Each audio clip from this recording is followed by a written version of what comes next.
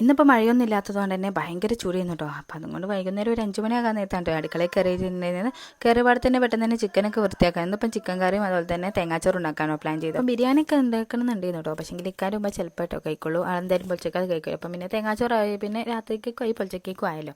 അങ്ങനെ മസാലപ്പൊടികളും ഇഞ്ചിയും വെളുത്തുള്ളിയും മുള്ളിയൊക്കെ ഇട്ടിട്ട് നല്ലോണം മിക്സ് ചെയ്തു. പിന്നെ ഞാൻ തേങ്ങയൊക്കെ എടുക്കാണ്ട് തേങ്ങാച്ചോറ് ഉണ്ടാക്കാൻ വേണ്ടിയിട്ട്. അപ്പം പിന്നെ അതിൻ്റെ ഇടയ്ക്ക് ഏതാ മല്ലിച്ചപ്പും കറിവേപ്പിലേക്ക് ഒന്ന് ബോക്സിലേക്ക് ആക്കിയിട്ട് എടുത്ത് വെക്കാം കേട്ടോ. അപ്പോൾ ഒക്കെ കഴിഞ്ഞിട്ടുണ്ടായിരുന്നു. അപ്പം ഇന്ന് ഉമ്മ പോയപ്പോൾ വാങ്ങിയിട്ടേന്നു കേട്ടോ. പിന്നെ നമ്മളെ അരിയൊക്കെ കഴുകിയിട്ടുണ്ട്. പിന്നെ അതിലേക്ക് ഞാനിതാ തേങ്ങയും അതുപോലെ തന്നെ കറിവേപ്പിലയും ജീരകം ഉലുവയൊക്കെ ഇട്ട് നല്ലോണം ഒന്ന് മിക്സ് ചെയ്തെടുക്കാം കേട്ടോ. മഞ്ഞപ്പൊടി ഉപ്പും കൂട്ടിയിട്ടണം. അപ്പോൾ അത് കഴിഞ്ഞതൊക്കെ അടുപ്പത്തേക്ക് വെച്ചു. പിന്നെ അതിൻ്റെ ഇടയ്ക്ക് ഇതാ ചിക്കൻ കറിയും കൂടി സെറ്റ് ചെയ്യുന്നത്. അപ്പോൾ ലാസ്റ്റ് കുറച്ചൊരു കുരുമുളകും കൂടിയും പൊടിച്ച് ഇടുന്നുണ്ട് കേട്ടോ. അപ്പോഴേക്കും നമ്മൾ ചോറൊക്കെ റെഡി ആയിട്ടുണ്ടായിരുന്നു കേട്ടോ. അപ്പോൾ അതൊക്കെ സെറ്റ് ചെയ്ത് വെച്ചു. പിന്നെ അത് നമ്മൾ ചായയും കൂടി അടുപ്പത്തേക്ക് വെക്കാം കേട്ടോ. പിന്നെ അത് 6:35 ആയപ്പോഴത്തേക്ക് ടേബിളിലേക്കൊക്കെ സെറ്റ് ചെയ്തു. പിന്നത്തെ വിഭവങ്ങൾ എന്തൊക്കെയാണെന്ന് നോക്കിയാലോ. പേരൻ്റെ വീട്ടിൽ നിന്നുണ്ടെന്ന് കർമൂസും അതുപോലെ തന്നെ പച്ചമുന്തിരിയും വത്തക്കൊക്കെ ചെയ്യുന്നു കേട്ടോ. ഫ്രൂട്ട്സ് ആയിട്ടുണ്ട്. പിന്നെ സ്നാക്സ് കുറച്ചൊന്നും ഉണ്ടാക്കിയിട്ടുണ്ടായിരുന്നുള്ളൂ.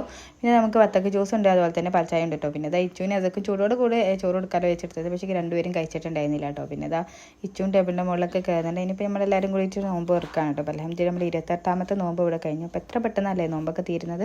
ഇനിയിപ്പോൾ നമ്മളെല്ലാവരും കൂടി ചായ കുടിക്കട്ടെ. അപ്പോൾ ഇത്രയുള്ള ഇന്നത്തെ വിശേഷം ഇഷ്ടപ്പെട്ടാൽ ലൈക്ക് ചെയ്യാൻ മറക്കല്ലേ.